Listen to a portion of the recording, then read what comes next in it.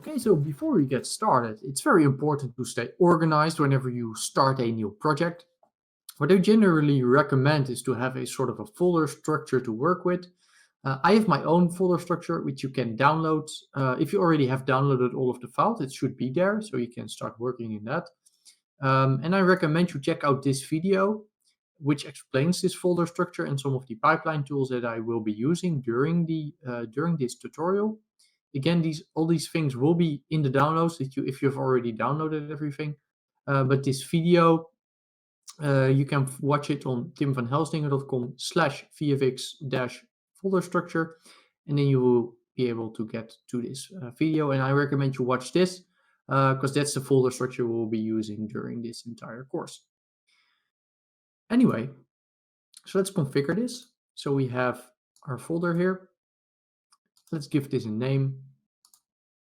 So maybe call it Pyro to flip, something like that. And then when we go in there, we have our folder structure. And of course, what we're first going to do is we are going to work in our R&D folder, so research and development. Because when we start working, generally what we want to do is we want to first just try out how can we set up an effect before we actually start doing it in a scene. Because if you have this idea of like generating this environment and then doing rigid bodies and then doing pyro, if you start working in this scene from the get-go, it will get very complicated very quickly. So generally what you want to do if you want to start developing effects, what you generally do is just work in an empty scene in your R&D folder, then develop all your effects there. And then later on, when you start putting your scene together, you will just grab all of the things that you made in this Houdini file in your R&D folder and just place them in your main scene and then run them through all of the steps that we need to do. But then at least it's just easy to work in this empty scene before you do all of the complicated stuff. So let's have this. So we have this new scene here. Let's just save and let's go to this folder. That's not what I wanted to copy. It's just another thing that I had copied apparently. So let's just go over there, go to R&D and just call this, I guess, Pyro to flip underscore effect maybe for version 001.